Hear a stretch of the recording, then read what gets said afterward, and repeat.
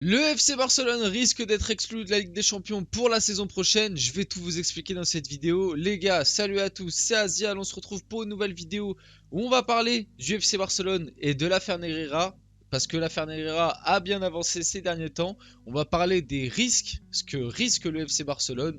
Et tout ça, on va en parler tranquillement dans cette vidéo. Mais avant que la vidéo commence, avant qu'on rentre dans le vif du sujet, n'hésitez pas, le petit like, le petit abonnement, le petit partage, si le contenu, si la chaîne, si ma personnalité, je ne sais pas, vous plaît, ça fait toujours plaisir. Et si vous voulez commenter, n'hésitez pas, on peut débattre de ce sujet dans les commentaires, mais bien sûr, comme d'habitude, avec courtoisie et respect. Bon, qu'est-ce qui se passe du côté du FC Barcelone? J'en avais déjà fait une vidéo où on en parlait un petit peu dedans. On avait abordé un petit peu plein de points autour du FC Barcelone, notamment le contrat de Gavi, etc. L'affaire Negreira, on en avait déjà un peu parlé. Là aujourd'hui, on va se concentrer que sur l'affaire Negreira, parce que j'ai essayé de m'informer un peu sur cette affaire, parce que je trouve que, en tout cas, dans les médias français en général, que ce soit les créateurs de contenu foot français ou alors les émissions foot un peu plus sérieuses ou même sur les réseaux, je trouve que l'affaire Negreira, on n'en parle pas tant que ça en France, on n'a pas tellement d'informations. Donc j'ai essayé un petit peu de m'informer. Ce qui est tombé aujourd'hui comme information, El Confidencial, donc un média espagnol, indique que l'UEFA pourrait exclure le FC Barcelone de la prochaine Ligue des Champions en raison de l'affaire Negreira. Pour ceux qui n'ont vraiment rien suivi, pour simplifier, l'affaire Negreira, c'est quoi? C'est le FC Barcelone qui serait accusé sur les dernières années, je crois c'est sur les 10 dernières années, quelque chose comme ça, d'avoir payé un arbitre, donc Monsieur Negreira, c'est pour ça que ça s'appelle l'affaire Negreira, qui est accusé d'avoir payé un arbitre pour du coup de la corruption, pour que en gros les arbitres favorisent un peu le FC Barcelone. Voilà, j'ai résumé en gros pour ceux qui ne savaient pas du tout ce que c'était. Donc pour ça, le Barça risque d'être exclu de la Ligue des Champions.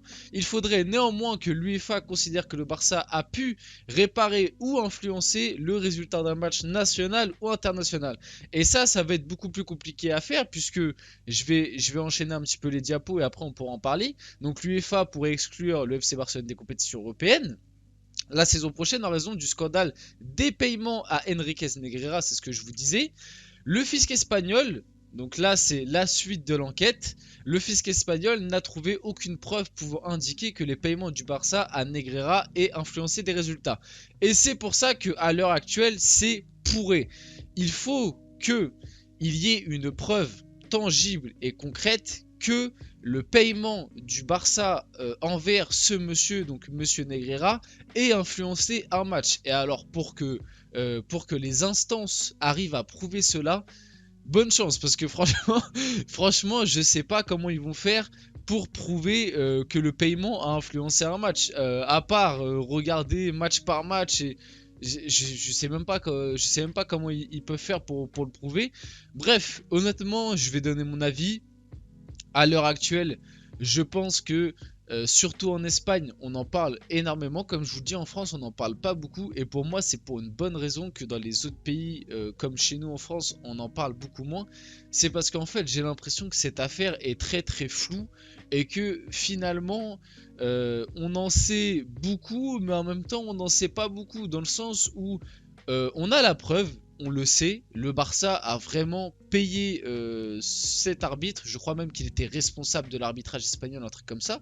On le sait, mais techniquement, on n'a aucune preuve qu'ils l'ont payé pour influencer de manière positive l'arbitrage en Espagne. Et d'ailleurs, ça va me permettre d'enchaîner sur la suite des diapos.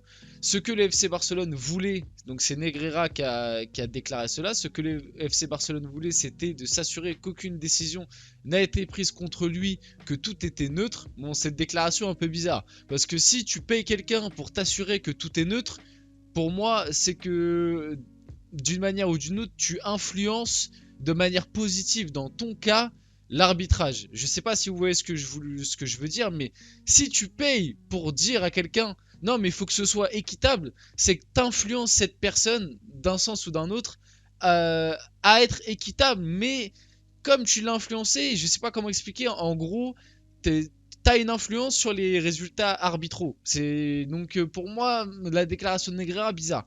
Il déclare également qu'il n'a jamais payé aucun arbitre ou ancien arbitre avec ce qu'il a reçu du Barça, que son travail consistait à donner un avis sur les matchs en termes d'arbitrage. Donc voilà, c'est ce que je vous expliquais.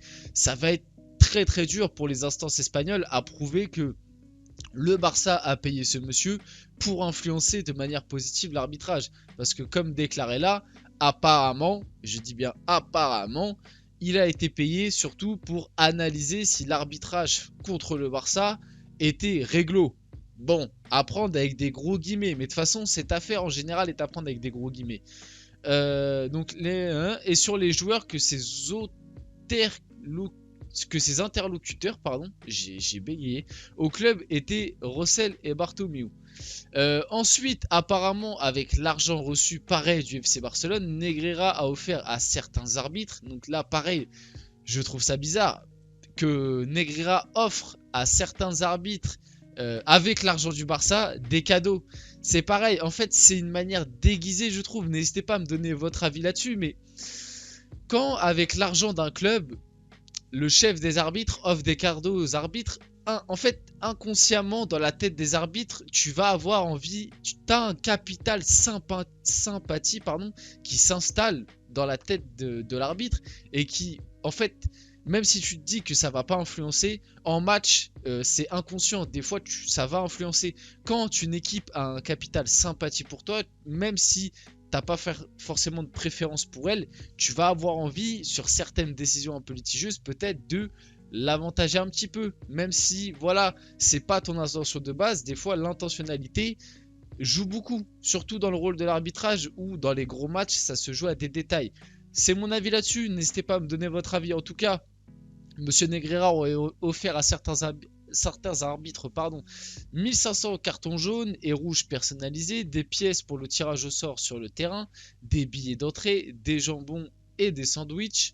Et aussi il y a des places pour la finale de la Coupe du Roi, des parasols, serviettes et grippins, avec en dessous il y avait le truc des paiements, bref. Mon avis sur tout ça, honnêtement, à l'heure actuelle, comme je vous le dis, cette histoire est très très floue. Moi, je pense quand même qu'il y a un petit peu anguille sous roche. Je dis pas que le Barça a payé vraiment comme ce qui est annoncé, c'est-à-dire payer l'arbitrage pour être avantagé à tous les matchs et gagner tous les matchs grâce à l'arbitrage. C'est pas du tout ce que je dis. Mais je pense quand même que le Barça, d'une manière un peu subtile, a essayé d'influencer, en tout cas se mettre les arbitres un peu dans la poche en leur faisant, voilà, en versant de l'argent qui s'est retranscrit par des cadeaux, voilà, des liens d'amitié, etc. Ça peut influencer un petit peu l'arbitrage. Après, de là à dire que tous les titres du Barça ont été gagnés grâce à l'arbitrage, tous les matchs ont été gagnés grâce à ça, non. Voilà, on n'est pas dans un monde de bisounours non plus. Même, tu peux avoir le meilleur arbitre du monde avec toi. Des fois, si t'es plus nul, t'es pas sûr de gagner le match, même si ça aide énormément. Bref, moi je pense qu'il y a eu un petit peu de... Je pense que vous voyez un peu ce que je veux dire, un petit peu de... Comment dire, de... Voilà, se mettre un peu les arbitres dans la poche. Voilà, je sais pas si c'est considéré comme illégal. Moi personnellement, je pense que oui quand même. Je pense qu'honnêtement, l'UEFA et etc., même la Ligue espagnole, arrivera pas à trouver que vraiment le Barça a été avantagé par l'arbitrage. Et je pense que au maximum, ce que risque le Barça, c'est mon avis, avec les expériences qu'on a eues précédemment, notamment vis-à-vis de Manchester City, notamment vis-à-vis même du PSG, etc. Tout ce qui est fair play financier, magouille financière, tout ça, tout ça. Au final, au début, on nous annonce des grandes sanctions. Hein, on s'en rappelle, il y a 2-3 ans, Manchester City, on nous avait annoncé 2 ans de suspension en Ligue des Champions. Au final, ils ont juste eu une amende de 10 millions. Voilà, tu te rends compte un petit peu de l'écart de niveau. Non, pour moi, le Barça, je pense pas qu'ils vont se faire exclure de la Ligue des Champions. Je pense pas qu'ils vont prendre une sanction de points en Liga, honnêtement. À la limite, ils vont prendre une amende. Dans la situation financière actuelle du Barça, c'est peut-être pas non plus hyper préjudiciable. Surtout que Javier Tebas, il a l'air bien chaud pour assassiner le Barça. Et il a un peu les nerfs contre eux. Je pense qu'ils vont prendre une amende, à voir comment évolue l'enquête. En tout cas, c'était Asial. J'espère vous avoir aiguillé un maximum. Je connais pas l'affaire à 100%, donc s'il y a des fans du Barça ou de la Ligue espagnole en général, enfin de la Liga en général, du Real, de l'Atlético, mais qui connaissent très bien cette affaire, n'hésitez pas dans les commentaires à bien m'aiguiller ou à aiguiller ceux qui passent dans les commentaires. N'hésitez pas.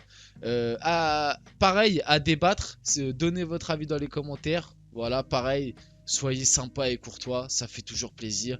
En tout cas, c'était Asial, n'hésitez pas, le petit like, le petit commentaire, le petit partage, et on se retrouve très rapidement pour une prochaine vidéo.